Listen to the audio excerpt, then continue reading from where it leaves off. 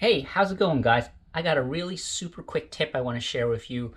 I just came across this and I figured I'd make a really quick video. It's about how to mix epoxy.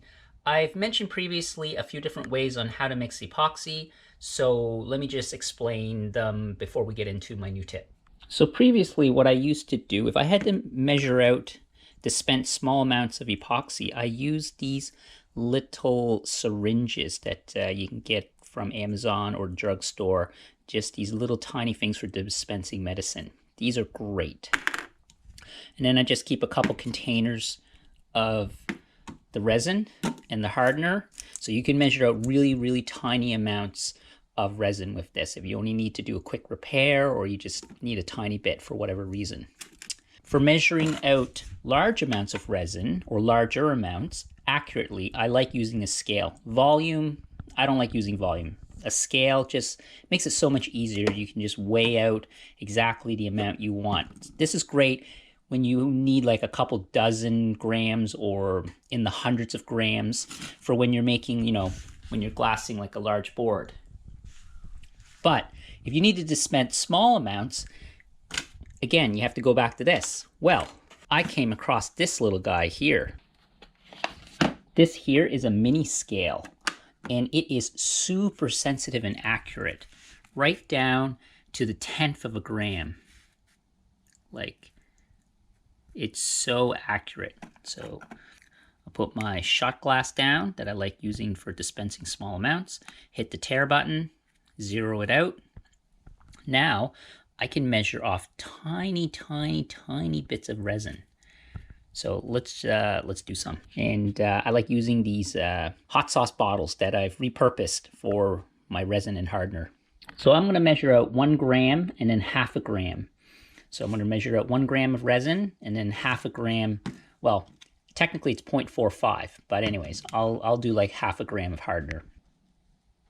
It's super important for epoxy. It's not like polyester resin where you don't have to be super specific. Epoxy is very sensitive. You have to have the correct amounts for hardener and resin to react and to cure properly. So see how that's moving up like ever so slightly. This is so accurate. There, 1 gram.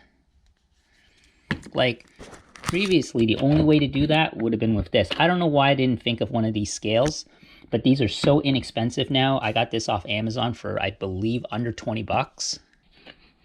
So now I'm going to tear it out and I'll try to measure out 0.45 because that's the ratio for this epoxy. Oh. 2, 1, 3, 1. Look at that. 46. We're pretty close.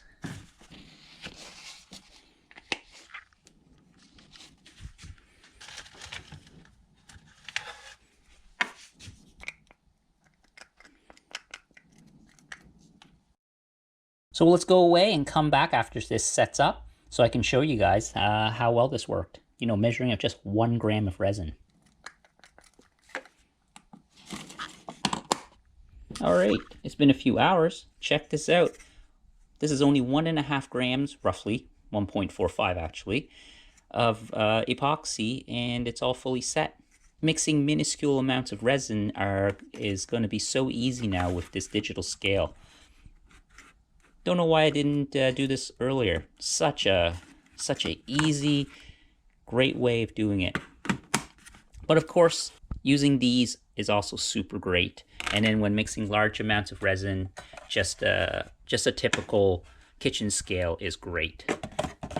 Super accurate. So just a few other things.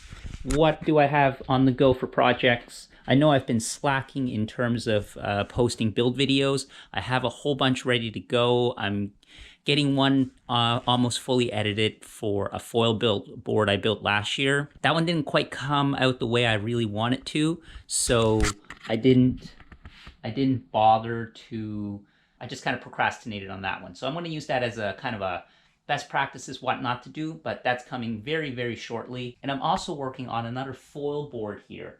I'm really getting into learning how to use a surf wing, which has just been a blast. And I also retrofitted one of my other boards with like a dagger board on it.